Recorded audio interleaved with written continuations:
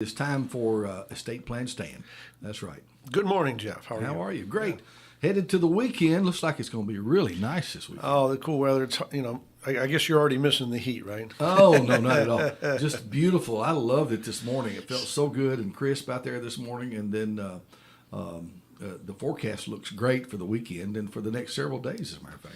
60 degrees this morning when I woke up. It's like, Yeah. I opened the garage door to feed the dogs. Yeah. And it was warmer in the garage than it was outside. So Yeah. I'm just going to leave this open for a while. Makes it nice out there. Oh, my gosh. A lot of stuff happening this weekend, too. Of course, tonight is ball game night. Ah. That's right. Cowbell game. Giles County and Lawrence County will be facing off for the Cowbell There you go. annual Cowbell game. So that'll be. I think they're playing here in Lawrence County today or this evening. So there'll be a big crowd for that. All that kind of stuff. You got big plans for the weekend? Well, we got a big weekend over in Pulaski, too. At the theater, they're doing their murder mystery tonight and tomorrow night. Oh, that's right. It's called Murder in Margaritaland. Oh, my. And well, how about that? Yeah, really. It's probably going to turn into a little bit of a tribute for Jimmy Buffett. I was going to say, we just lost yeah, Jimmy Buffett, we did. so Margaritaland. How about that? Well, they can't use Margaritaville. Yes. But this is the fourth, I think the third or fourth one we've done. They have a theme, and the people that come and attend dress in character, Yes. and they all interact and participate. And the first one we did was, I think, an Old West, a bunch of outlaws.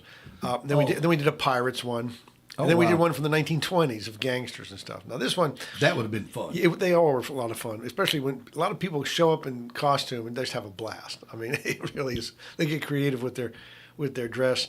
And this one is a tropical. Okay, so we have some games. There's always a murder. You got to solve it, and Yeah. there's clues, and it's fun. It's fun like that. So we got a capacity crowd. Both nights are actually sold out. As a matter of fact, Really? there was one or two cancellations, but they got snapped up by somebody right away. Sure, So sure. it's a good time. So we do these from time to time, a couple a year. They're a lot of fun. Now, are you getting to participate in these in some way? You can.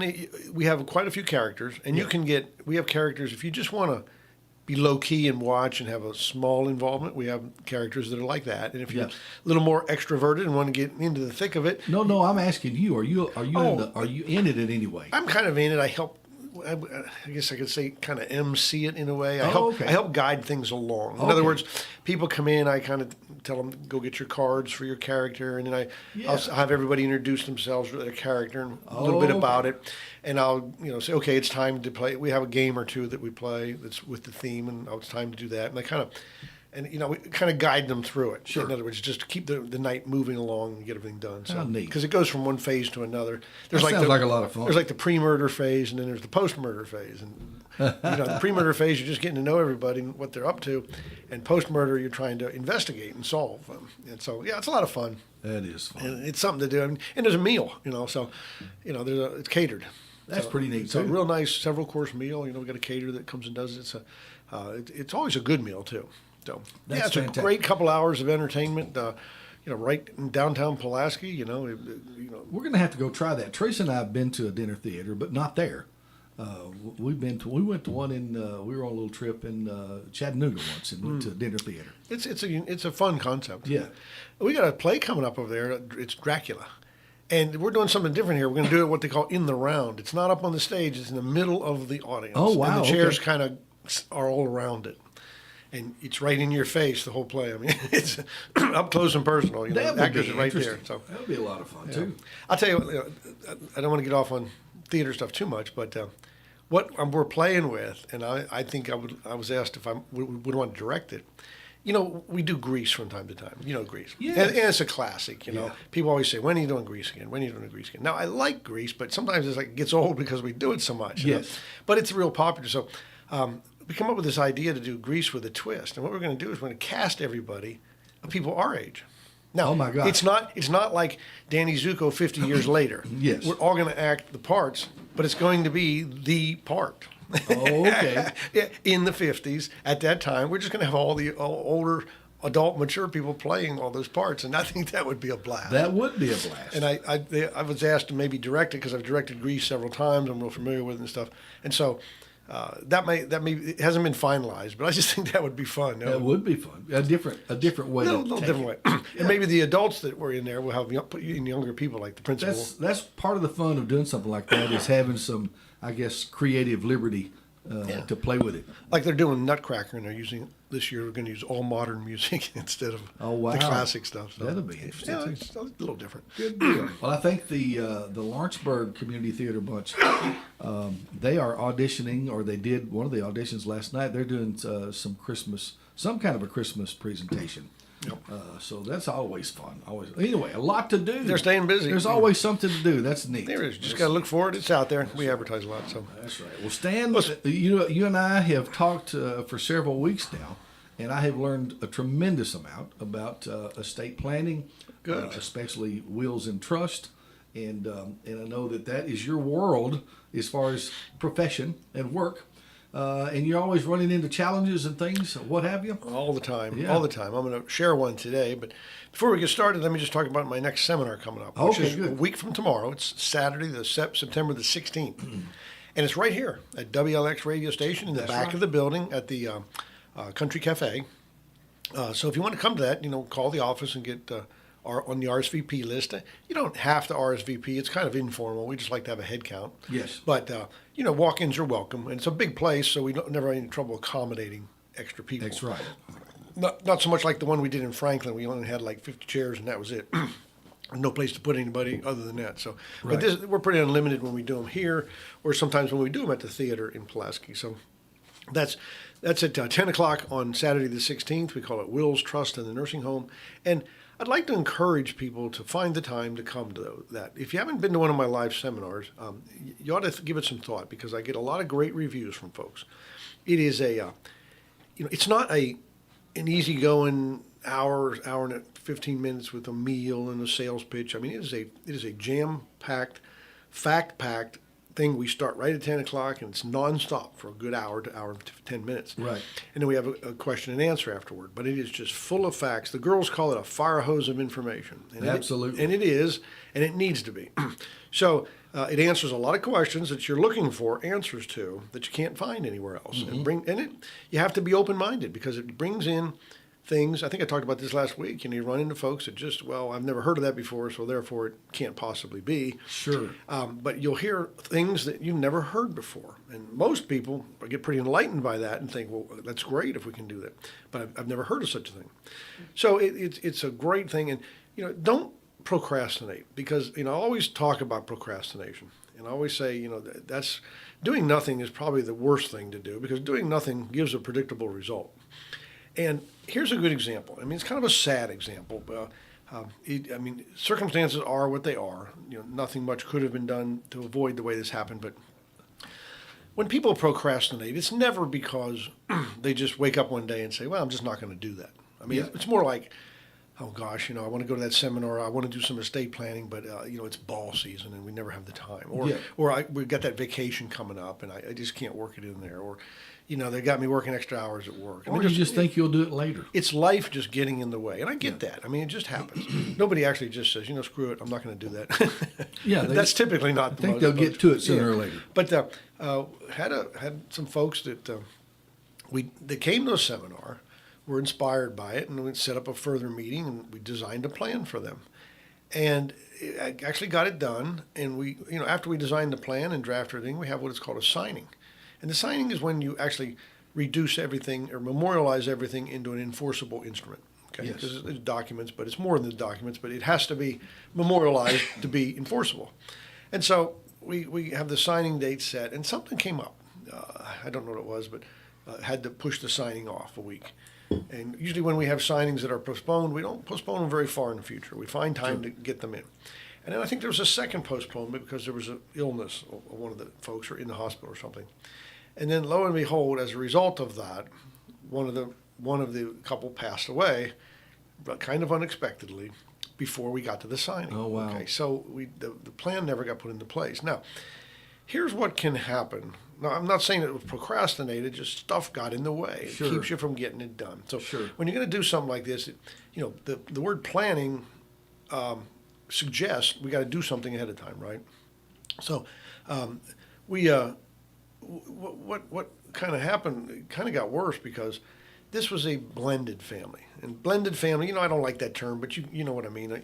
It's usually a second or subsequent marriage where each party has children of their own. Yes. And maybe even a child or so of that union. So you can have yours, mine, and maybe even ours. It just depends. Yes. And when you have that, you have a somewhat of a different distribution scheme than if you are a first marriage and you have 2 or 3 kids, and that's all. You have considerations of the children from other marriages and what they're going to get, stuff like that. Sure. And so, we had all that worked into the plan, and everything was on track. But when this happened, it turned out that the home became an issue. Now, most people that are married, like you, like me, say, well, if I'm the first one to pass away, I want my house to be the spouse to have the house and live in it. Yeah. And then usually at the second death, we'll say, at the second death, we can give it to wherever. Give it to the kids, go to the heirs. or do something else with it, sell it and split the money, whatever. But by far, some people may be slightly different circumstances, but by far, a married couple at the first death want the marital home to stay with the other person.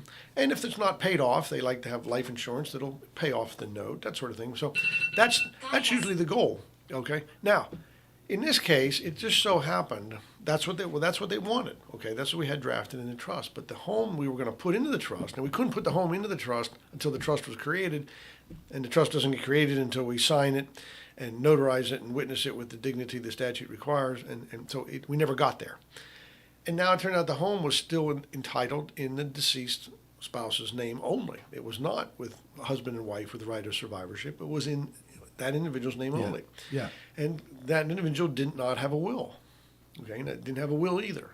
We had a pour-over will designed in the plan, but again, we never got to it. Right. So now the situation is, what happens to this marital home? Well, the laws of intestate succession now take over. In other words, the state of Tennessee is going to decide where everything goes, because there's no will where it was decided. And the laws of intestate succession are going to look to see if he has a surviving spouse, and he does. And then it's going to look to his direct heirs, which are 2 or 3 children from that prior marriage. And that's where it's going to go. It will completely exclude any stepchildren. Okay. And so now this surviving spouse is going to, and the law says surviving spouse gets a half or up to a child share, which means the only time you get a half is if you only have one child. Yes. If you have more than one child, you're going to get a third. And then the other, so this house is, the surviving spouse is going to get a third interest in it, and all his children are going to share the other 2/3. Correct. Which I think there's 3 of them, so that's 2/9 they're each going to get. Yes, correct. So, but now the problem is this: the heirs, some of the heirs have already been talking about they want the house sold. Okay, so it's a real monkey wrench in these people's plans in their life, because they don't, there's a high probability the house is going to be sold. I mean, I guess if the surviving spouse can buy the kids out, but I don't know. There was also some other stuff not put in that was in an individual name that's going to go the same way. Yes.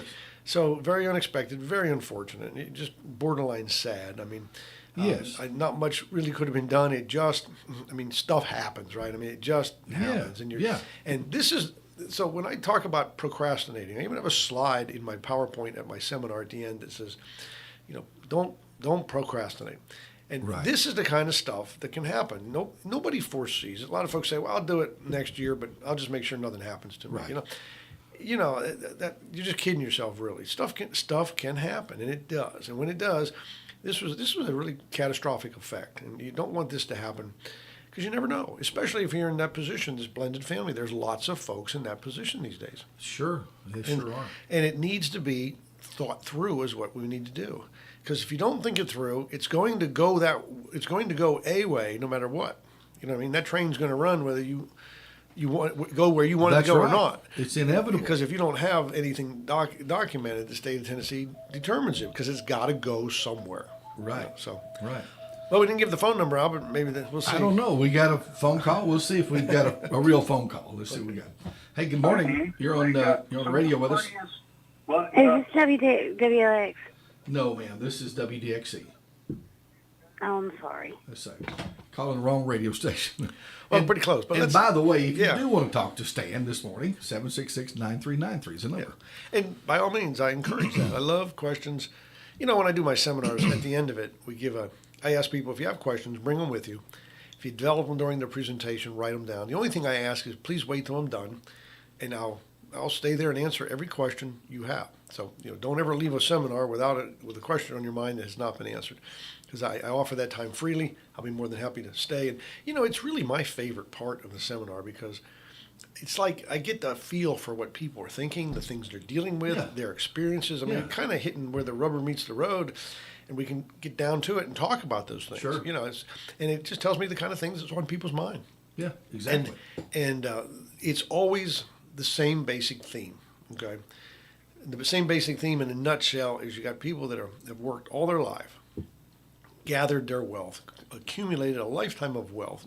That could be anything. It's all the stuff in the house. My house is every nook and cranny's polluted with it. Stuff. You got the house itself. You got farm equipment. You got tractors. You got cars. You got trailers. You got bank accounts. Investment accounts. You got all kind of stuff that you've just accumulated over the years. And whatever your wealth is, it's yours, and you're jealous of it, and you want it, and you want to use it for what you want to use it for, and not have it taken or made to use for something you don't want it for. Right. And so I get that. And so there's foundational planning that will avoid the probate process, which can get expensive and take a nice big bite out of your estate. And then there's folks that are concerned that if one of my wife or I go into long-term care, sounds like we're going to lose everything, or could lose everything, or could lose a lot of it. Which is what we're all talking about. Yeah, and so all these things are what we talk about at the seminar, because it doesn't have to be that way. It does not have to be the way you think it goes from what you've heard from talking to the guy across the street, or going on the internet, listening to everybody and their brother's opinion. They're usually all not right, or they're certainly incomplete. Yeah. There may be some truth in what they say, but it's not the whole story. I call that the Paul Harvey moment. Well, we get bits and pieces from our friends and neighbors and what have you, and they're drawing from their personal experience, and your circumstance may be different, and there's always that nuance. And even some legal advisors I often use the phrase "stay in your lane." And if you don't do this kind of stuff, don't advise folks. Yeah, Because exactly. I get some folks to come in and say, "Hey, I was advised that my wife is sickly, and she's not in the nursing home, but sure looks like going to end up there someday." Yeah. And if that happens, so we already deeded the house to the kids. I spend several weeks talking about divestments. If you do that with enough time to spare, it's not a big deal. But if you do it and you don't have enough time to spare, it's the exact wrong thing to do. Right. And it's people are well-meaning. Why they get that advice and they act on it. Or I talked about people that give money away because they say, "Well, I can give away $16,000 to as many people as I want." I talked about that, I think, one morning. Yes. Which is an IRS thing. It says, yeah, you can do that, and you don't have to file a gift tax return.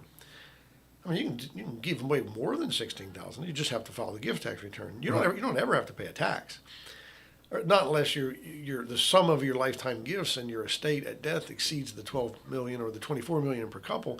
That's when you have to pay a tax. But we don't see much of that here in southern Middle Tennessee. That's going to be difficult for me. I mean, sure, there's some folks, but by far, there 99.5% of us are not in that bracket. That's all there is to it. That's right. And if they're not, you never have to file a gift tax return. And now, all that is an IRS thing, and the IRS says you can do that.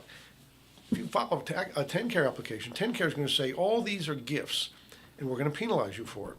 Yes. And people say to me, and they get pounded on the table and say, "But they said I could do that. The IRS says it's okay to do." I said, "Well, listen, the IRS is not 10-care.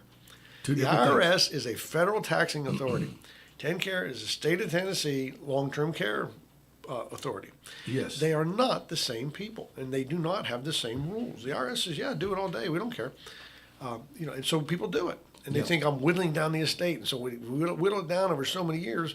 Then now Ann Gertrude's going to be qualified. She will have given it all away. And when it's time to file a 10-care application, we can show she doesn't have anything. She qualifies. Right. They say, yeah, she qualifies all right, but you're going to get a penalty period because you gave all this stuff away. Yes. And that can get pretty long. There's no limit to that. There's no upper limit. It's not capped at 5 years. Or I've seen a couple of $1 million farms given away that put us in a 20 to 30 year time penalty periods. Yeah, that's right. So it can be the wrong thing to do. So if you're going to act on some advice like that, all I can say is, talk to me or talk to somebody like me that is familiar with this and can tell you what how that's going to work. Because here's the thing: you can give it away. There's nothing prevents you from giving it away. But if you're going to give it away, you need to know what comes with it. There's some baggage that comes along with that. Right. You can still do it. I could deed my property to my son this afternoon. Yes. Okay. Nothing's stopping me from doing that. Right. The only problem is myself or my wife require long-term care within the next 60 months. It's going to be an issue. Right. Okay. So I got this time period. Now, if neither of us go into care and 7 or 8 years from now, one of us goes into care, no big deal. You just can't give it away in a particular time period. And the That's time correct. period's gotten longer. Okay. It's graduated from 3 years to 5 years. And days coming when it's going to be more. And most people only do it. Here's the thing. Very few people just do it. You know, I think I'm going to deed my property to my son. Why? Well, just because I think you ought to have it. Most people do it because they start thinking, uh-oh, I'm not feeling good. I'm getting old. They're thinking about. I just got told I'm starting to get dementia. I need to hurry and get rid of this property so it doesn't get consumed. Okay. Yeah. And exactly. And the whole premise of this penalty period, the presumption under our law is that if you give something away in this magic 5-year time period, the presumption is that you did it for eligibility purposes, meaning Right. you did it to get rid of it, Right. which is 99% of the time, if not more. And I get it. That's why people do it. They panic. Sure. They panic. They get scared. They want to hurry up and do whatever they can. But let's talk about the actual legal ways you can divest property Right. and get good results. Yeah, and the whole idea is not necessarily just to give your property away. The idea is to see that it goes to your heirs like you would like for it to. Exactly. It's asset And protection. doesn't get consumed by your health needs. Because when people say, well, I'm just going to leave my property to my kids. I'm going to write a will and leave it Yeah. to them. And if I go into long-term care, then they'll get it. Well, no. If you go into long-term care and you qualify, you'll rack up a bill. And it's $8,500 a month is the average. That's the average. So you're looking at a little over $100,000 a year. So if you're there for the average 3.4 years, okay, you're going to rack up over $350,000 bill, assuming the price stays the same for the next 3 years. And so, now here's what happens. And then you pass away, and it's got this will that leaves the property to the kids. And you're thinking, okay, the kids are going to get the house. Well, they're not, maybe not, because the state of Tennessee is the state of Tennessee, and they can, because they took care of you in those years, they can now exercise a priority lien. I mean, they're going to come in ahead of your heirs on your estate. They're going to get first in line because they are the state. Yes. It's called a state recovery. And it's got a lot of teeth to it because, if the system can't recover, we won't have the system. It's got to get paid for somehow. So they exercise a state recovery. They can come in and force the sale of that house before it ever gets distributed to the children. Let's say the house is worth $500,000. You got a $300,000 claim. They'll sell the house. They'll take they can only get what their indebtedness is, right? Yes. And so they take their $300,000 and then $200,000 goes to the heir. But it's not the house. It's what's left over. And a lot of times the care consumes the value of the house. and so it's, if you're thinking, I'll just write a will and leave it to them and they'll get it even if I go into care, Yes. it does not work that way. Right. It does not. I don't care what you've heard, what you read. It doesn't. I mean, I can back that up in law. I can back that up in statutes, court cases, you name it, and countless examples of Yes. that. So, if you don't believe me, then you don't believe me. I don't know what else to say. Yeah. This is what I do. This is what I get. My opinion. When I give opinions, I'm bound by them. Yes. I can't give you bad information and you act on it and have a damage, that makes me liable because I can't just give an opinion lackadaisical. It's got to be founded in what the rules are, and that's exactly what the rules are. That's right. For that. So if you're thinking that, don't. But the good news is you're still here. We can fix it. Sure. It's like, well, I already got this will and it already says that. Well, so what? You can get rid of a will or supersede it with a different will or a different instrument. We can fix it. We can plug this hole and get everything on the right track. Everything, while you're alive, everything is fixable. The only caveat to that is while you're alive, if you actually become incapacitated, well, then we have to have somebody acting for you. But we can still recover from that as well. So Good. it's not over till it's over, kind of thing. So Sure. and even when people come in and say, I already gave the house to my son. It's like, well, okay, Tennessee lets us cure a penalty period if we can get the property back. That's interesting. If not, we can maybe set things up to get to this 5 years where it won't be so devastating. So there's a lot of things. So what do you mean by cure that? How does that? Okay, Tennessee is one of the few states out of 50 that lets you do both a partial or a complete cure. So let's use an example. I gift away to you. I say, Jeff, you do a great job here. I like you a lot. I'm going to gift to you $50,000. I write a check out and I hand it to you. Okay. Somewhere in the next 5 years, I have to go into long-term care, and I decide to apply for benefits. And so from the day I send that application in, they're going to look back in my history for 5 years and see if I ever gave anything away for less than market value. Well, if that check is in there, they're going to find it. They're going to say, I see you gave $50,000 to Jeff Hood. What was that for? What services, goods or services did you receive from it? I said, no, he's just a good friend. I like him a lot. I decided to help him out. I gave it to him. They say, okay, you have given away something in the last 5 years of going into the nursing home, which means the presumption under the law is that the reason you gave it away was for eligibility purposes, so that we can't use it for the cost of care. And so because of that, we're going to enact a penalty period. Right. And the penalty period is that amount of money divided by the penalty divisor, which is about $7,000. Yep. And it gives you an X number of month penalty period. Now, if I come to you and say, hey, Jeff, I got my tail caught in a crack here, and I need to get that $50,000 back. And let's just say you still have it, okay? This is an example, right? I was really liking this story for a while. And so you give it back. Okay. Let's make a couple of examples. You give me back, say, Stan, I cashed it, but I never did spend it. And you hand me this wad of cash or write me a check. Yeah. I go put it back in my bank account. 10-Care is going to say, all right, we're going to wipe the penalty period clean. No penalty period. But now I have the asset. See, the 10-Care doesn't care. I have if I have the $50,000 asset, it's available for the cost of care. Right. If I give it away, they're in the same position because they're going to say, well, we're going to penalize you for giving it away, and we're not going to pay for an amount of time that could have paid for. So whether they are paying or not, they're in the same boat. But I can cure the gift by getting the $50,000 back. Now, suppose you tell me, my kid went to college and $5,000 of it was spent on his tuition. It's gone. I can't get it back. But I can give you the $25,000 I still have left. So you give that back to me. I can do a partial cure. I'm still going to have a partial penalty now, but I have cut the penalty in half by curing it by half.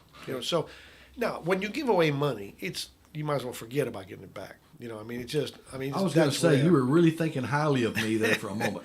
But when people give this money away, $16,000 every year to people, yes. And I tell them, can we get it back? You get up with your children, it's like, well, little Joey got braces and we spent it, and so-and-so was in college and this. And it's just hard to get money back. Sometimes if you deed the property to a child, they're willing to deed it back to cure that. Because those are big penalty periods, because there's several $100,000 worth of value. And so we can cure that if we can get it back. But now we have the asset. So we're not out of the woods completely, but we're in a better position because now we can do something with the asset to protect it and not get a penalty period, where when we gave it away, it's just a flat-out penalty period. Now, another thing, you brought up cures. Another thing you can do is you can argue the presumption. Remember I said the presumption is if you give it away in the last 5 years, the law presumes you did it so that we can't get at it, or you did it for eligibility purposes, yes. Right? That isn't a rebuttable presumption. If you can show it's for another intended purpose. Now, that is a tough row to hoe. I have argued that a couple of times. I was successful like twice. And here's what makes it successful, but you got to have the documentation. And that is, it's really helpful to show that you've been doing this for years. One of the cases I was successful on had a grandmother, had like 6 or 7 or 9 grandchildren. And she's been giving them like $1,000 each at Christmas time, probably for 20 years. Yes. And so she gets into long-term care, and they look back 5 years. And of course, since she's been doing it every year, they get 5 years of these gifts. Right. Okay, it's like $9,000 a year times 5. It's a pretty good amount. Yeah. And so they penalized her for it. So we put in some supporting documentation. We got affidavits from the kids that said, yeah, she does this every year. She wrote an affidavit saying, I've been doing it every year for 20 years. So 20 years ago, I wasn't anticipating long-term care. Yes. So I didn't do it to avoid long-term care. I did it because I've always done it, and I'm just giving it to my kids. Now, another way to bolster that, because I don't even know if that would carry the day, because what they'll argue is they'll say, okay, tell us about your health over the last 5 years. Well, I've had a stroke, and I've had a heart attack, and I've had my doctor says I'm starting to have dementia. They're going to say, well, then it was foreseeable that you were going to need long-term care, and so therefore these gifts in the last 5 years fall into their presumption. So it's hard to beat. But if you can throw one more thing in there, this I think is what carried the day on that case, and that was this lady had a fair amount of wealth. Yes. Probably $600,000, $700,000, $800,000 total estate. Right. And I made the argument. I said, look, she's got 9 grandchildren. She gives me each $1,000 a year. If we were trying to get rid of money so that you can't get it, we'd have given away a heck of a lot more than $1,000 to each child. Exactly. We would have dumped 20 and 30 into each of them and just unloaded. You know Right. what I mean? If we were trying to do that. And I think 10-care argued that, but the court saw that logic and thought, that's right. If this is if we're arguing what the purpose is, and we're not arguing the money here, that's what the court brought them real 10-care back in, because the 10-care is always about the money. Right. And said, you know what? We're talking about the purpose. Was there another intended purpose? And it seems to me that this bolsters her claim that she does this to the grandchildren, has always done it. So it's a prior course of conduct. Plus, people who do this for eligibility purposes dump big, large sums of money That's to true. get rid of it. They buy a single premium life insurance policy for $175,000. Single premium, a whammo, one, to get rid of it and turn it into a life insurance policy. That's what you do when you're worried about losing Sure. the estate to long-term care. You don't throw pennies away like this is very small percentages of the estate. If you are doing it, you're really not accomplishing the purpose of getting rid of it for eligibility purposes. You're not getting there very fast. She still had a lot of other wealth. So, but that's a tough road to hoe. So it's better not to be in that position, because it's hard to win. It's very hard to win. And the more it doesn't get won, the harder it gets to win, because we create precedent and Sure. decisions and stuff like that. So. But the facts got to be right on the money for that. Maybe you can set it up, but there's no guarantee. Somebody says, "Well, can we set this up so that when we have to argue it, we'll win?" I said, it's a roll of the dice. I don't know. Sure. Barely Sure. 50-50 in my opinion. The facts, even when the facts are good. Yeah. And then, of course, I had somebody that we had a couple of 10-care approvals come in. One of them came in, and here's a good example. One of them came in, and they said, "Okay, came in, but we have a penalty period." It was kind of short. It was like 20 days or something like that. Okay. It was based on a gift. And this is one where we tried. We had supporting evidence. Bless their heart, they wrote a check about 3 years ago. And in the memo line, they wrote the word gift. Oh boy. Okay. So now we want to argue it's not a gift, okay? So Yes. we're already behind the 8 ball, right? Yes. So what we did was we put on some support information to show that it was really reimbursement. So we got an affidavit from the person they wrote the check to and said, this is reimbursing for what I had given. I'd done something for them. They were reimbursing me for it. Yeah. And we put that in. They didn't buy it. So what we did is we're considering appealing that, but we're now talking to the caseworker and saying, can we revisit this and did you look at the supporting documentation we put in about this to show Sure. that even though it was written gift on there, I mean, grandma didn't know, she just put gift on it. It was actually a reimbursement. We can show the services that were done, the worth of the services, Yeah. and the money that was given back and reimbursed for that. So we'll see. But again, it's a tough road to hoe. That was going to be my question about, or when you were telling me about if you gave me in this, this example, a $50,000 gift. What if it wasn't necessarily a gift? It was something that I sold you, or some service, or something. How does that change the dynamic? Well, it actually presents no problem whatsoever, because if you remember when I talked about divestments or these gifts, Yes. you only get punished for giving stuff away. You never get punished for a fair market value transaction. Okay. If what we call a compensated transfer. If you get an uncompensated transfer, you get hammered for that. Okay, but if you do give me $50,000 of goods or $50,000 worth of services, that's a compensated transfer, and they don't even question the wisdom of the transfer. Meaning, Okay. I don't know. Let's say So I could have sold you an old car of some sort for $50,000. Well, yeah, but it's got to be fair market value. Oh, okay. Because remember one time we talked a few months ago. See, here I am trying to slip the system. There you go. Well, this penalty can come in from overbuying and underselling. Okay. So what you're saying is you got a car, it's worth $5,000. Yes. And I'm paying you 15 for it. Well, they're going to look up the value of the vehicle because there's no hiding the ball. You got to disclose everything. They're going to look up the value of the vehicle and they're going to say, okay, Do these people not have anything to do? well, they got lots to do. This is what they do, huh? This is what they spend their time doing because everybody tries to slip it. You know. Okay. And so they're going to say, okay, you overpaid by $10,000. Yeah. You paid 15 for a $5,000. So we're going to call it a $10,000 gift. And if you undersell it, hey son, here's my house. It's worth $200,000. Yes. I'm going to sell it to you for $100,000. Yeah. Well, they're going to figure that out. You know, this is not the time to play hide the ball. You know, they have tremendous resources, and here's how I don't know what their resources are, but they've got them. And here's one reason I know why. We had a case where we disclosed everything, and everything was going fine, and they were right on the cusp of approval, and we got a request from the caseworker that said, "Hey, I found these 2 insurance policies. Can you send those to me?" I'm thinking, okay, I didn't know anything about those. So I go to the family, and the whole family's like, I don't know what you're talking about. It's like a cancer policy and something else. Now, this kind of policy we know has no cash surrender value, but they want to see them. So we're tearing the house upside down. We can't find them. Nobody knew they had them. Nobody can find any documentation on it. The caseworker found out that they had these. We scrambled and got up with the insurance company, and we pulled a few strings and got them to actually fax us the policies and all that. So we hurry up and sent them in. I think we got them in on the last day that they were due because they only give you 10 days to deal with this. And we showed that, hey, this was a cancer policy. All it does is ever pay out if you get cancer. And then it only pays for care. Yes. There's no cash surrender value. There's no value that we could use for the cost of care.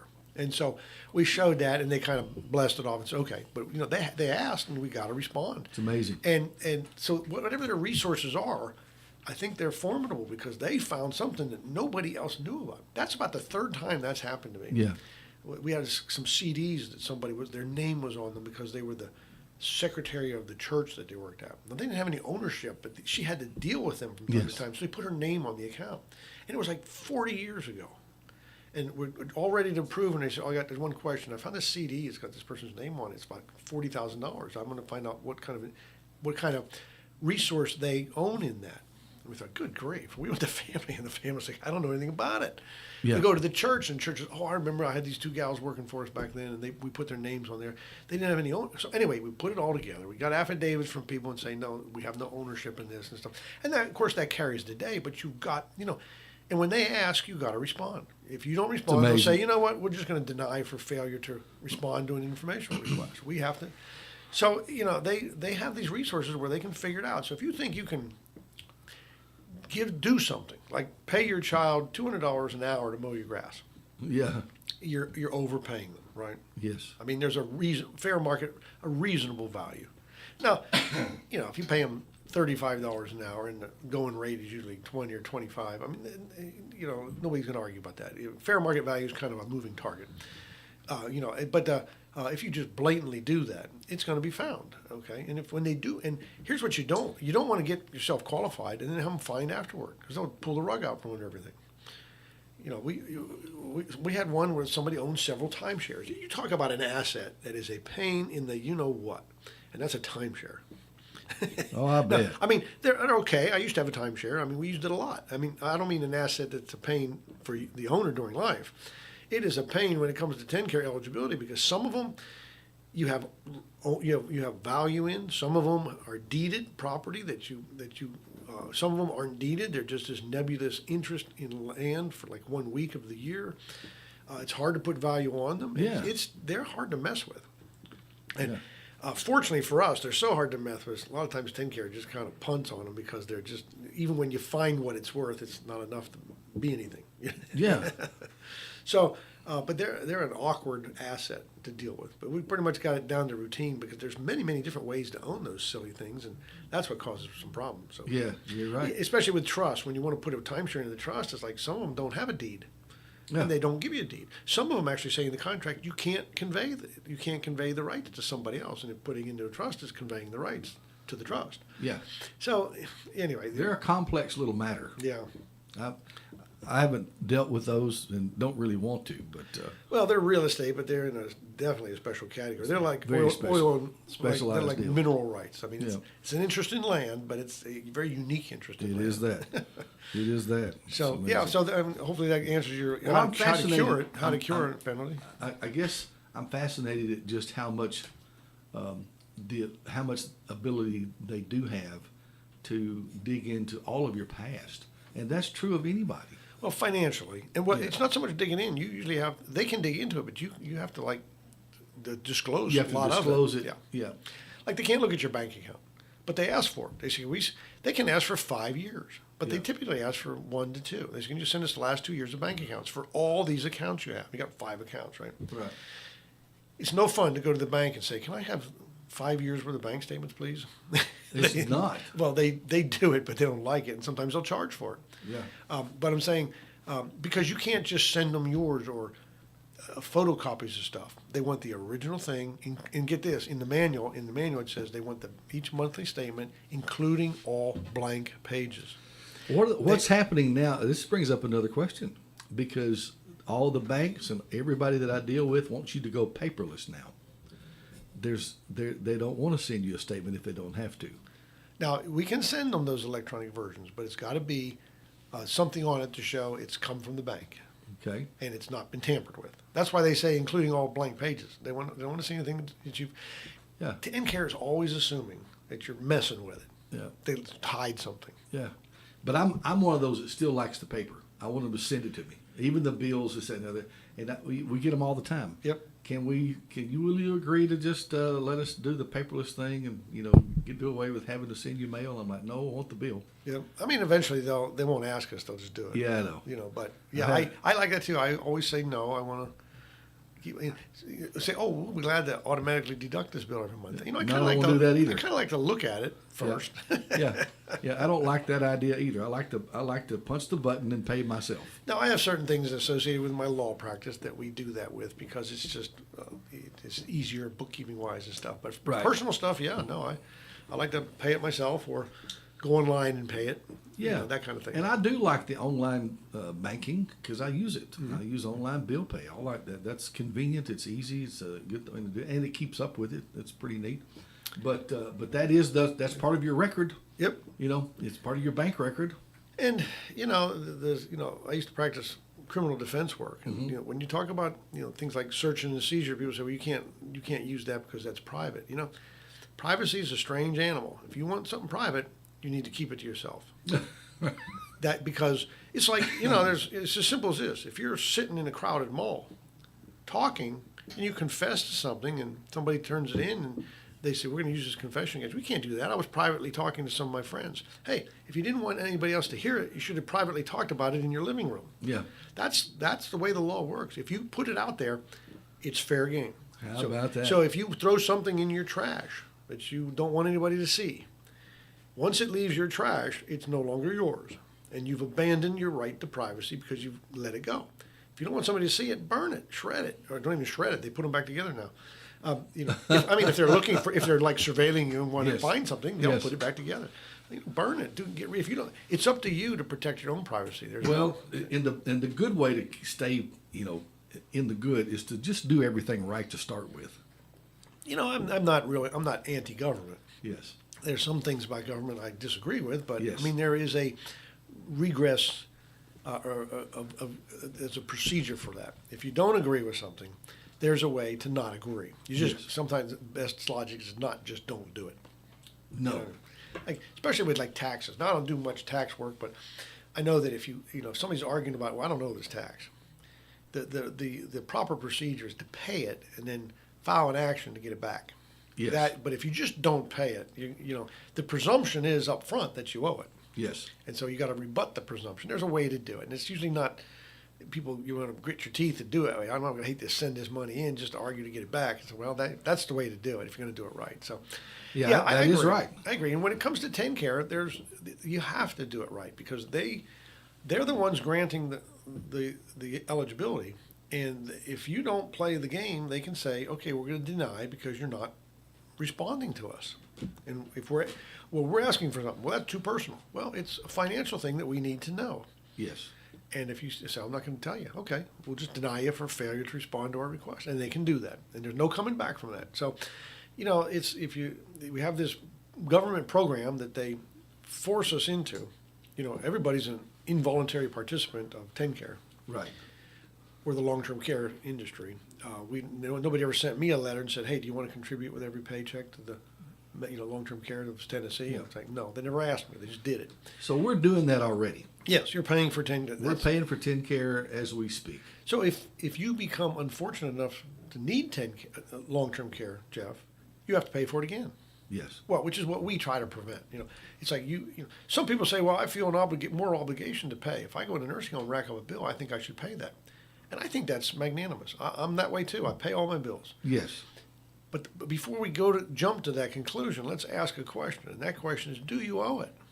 I mean, I pay every bill I owe, but I don't pay the ones I don't owe. That's correct. And if the question is, if I have to go into long-term care, do I owe this bill?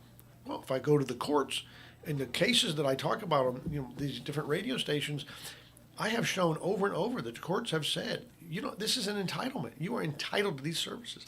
If you need them and go to long-term care, you don't have to pay for them again. You've already paid for it. Yes. But nobody's going to tell you that. The general consensus is that if you go in, you got to pay until you got nothing left. And then when you're broke, when you're just completely indigent, then TennCare will pay. Now that is a way, but it does not have to be that way. Now you have paid for it twice, and there's no need to do that. So which is where we come in. We take people that have this lifetime of wealth I talked about and make it so they can keep it. Because you're entitled to it. It's not welfare. That's right. There's a version of TennCare that's welfare, and I don't even deal with that. I never even deal with it. It's under 65. If you're disabled, can't hold a job. It's SSI. SSI we used to call welfare. Now we call it supplemental security insurance. Okay. But it's a welfare part. Which is different. And there's a portion of that. If you apply for that and you get it, and you're under 65 and you need certain help, there's a version of TennCare that will do that, and that is welfare. I don't even deal with that. I deal with the long-term care TennCare, which is an entitlement. That's something I've learned since I've been talking to you. Is I didn't realize that we are all, as we are employed and paying our fair share, as they say, that we are contributing and paying into TennCare, even though we're not benefiting from it yet. That's right. Now, keep this in mind. Maybe I should have known that, but I did not. That's okay. That's okay. This is why we say ask questions. Call us on the radio station. Ask a question. If you don't know it, if you don't ask a question, you'll never know it. Yeah. You don't be shy. Ask a question. But here's the thing, though. If you're entitled, the courts have said this is an entitlement. You're entitled to TennCare benefits because you involuntarily participated in the program all your life. Yeah. But you still have to qualify. There's the difference. Now, I mean, it doesn't mean you don't get it. But we still have to go through all these hoops of qualifying, which brings in the giving stuff away. Do we have too much income? Do we own too many resources? Are there too many countable resources versus non-countable resources? All that that's where we come in and do our thing. That's interesting. We deal with your finances to make you eligible, but in the meantime, doing it. Keep the assets. We change your countable assets to non-countable assets. Then you get to keep them because the countable assets is the only category you have to be below a certain number on. Yeah. And it's once you get the hang of it, which takes a long time, it seems like. Yeah. it kind of makes sense. It's kind of scary if it starts to make sense, I guess. But anyway, we're winding down to about 3 minutes. We are. I see that. And I was wanting to follow up on a couple of things. Number one, you've got the seminar coming up. Oh. I know we're winding down because there's a great big clock right behind your head that's looking right at me. I forget about that clock up there. But yeah, we are winding down. So next seminar is a week from tomorrow, September 16th, right here at WLX radio station, in the back of the building at the Country Cafe. If you want to know how to find it, there's a physical address, which is 1212 North Locust Street. Yes. But here's what you do. When you're in Lawrenceburg, anywhere, or even out of Lawrenceburg, look for the tallest tower you can see. Yeah. There's a big one. It's 350 feet tall. That's right. And it's like the rainbow. So if you go where that tower hits the ground, there's a double door right there. Come on in. You found the right place. That is the place. That's the place. That's the Country Cafe. They dance there on Friday nights, I guess, tonight.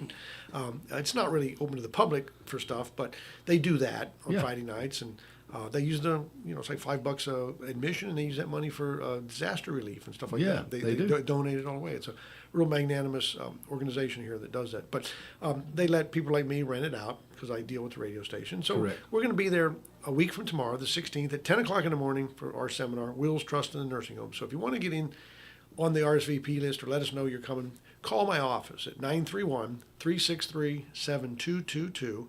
That's Pierchoski Estate Law, Pierchoski Elder Law. Or you can go to my website, which is estateplanstand.com. And you can look at the calendar and see when that one is or the next one. Or you get the email and you can RSVP that way. Or you get the phone number if you miss it on the radio. And call in and just tell the girls who want to be there. And there's nothing to it. I like to have a head count so we have enough tables and chairs out. What I don't like to do is get ready to start and I haven't had enough chairs out, and we got to scramble and put chairs out. I want to put plenty out for everybody. Inevitably, some people can't make it, and inevitably, some people just walk in, and that's okay. Walk-ins are cool; they're welcome. Just come on and sit down. Old LB, Mr. Box did that one time. His wife was attending, and halfway through the thing, he just wanders in and grabs a seat on the side and sits down. Yeah, so we're glad to have him. But it's no problem. It's really informal. Somebody once called me once and said, "Is it too late to register?" And I said, it's not that kind of registration. Just come on in. Just come on. Or like I said, let us know because Miss Tammy makes light refreshments and we don't want to run out of those. So anyway, we'll be back here on Bulletproof Estate Planning with Estate Plan Stan. We're here every Friday from 8 o'clock to 9 o'clock in the morning. So check out the website too, estateplanstand.com. That's right. And, very good. Over in Pulaski, Tennessee, your office right there next to the Star Theater, close by. Right on the square. Right on the square. You gotta be based somewhere. So and don't forget the activities there. And may see you at the theater. Yep. Well, tonight and tomorrow you'll see me there. That's right. Tonight and tomorrow. And of course, we mentioned earlier the ball games this weekend. All a big weekend. Stan, it's always been informative, always good, always learn something. And we appreciate you coming in. I'm going to see you next Friday. Yep. And, if you can't find something to do, it's your own fault, right? That's right. There's plenty going on. Plenty going on. God bless everybody. I'll see you next Friday. Thank you now. Communications. G20 World Leaders Summit focused mostly on the global economy. Talks expected about the war in Ukraine. The leaders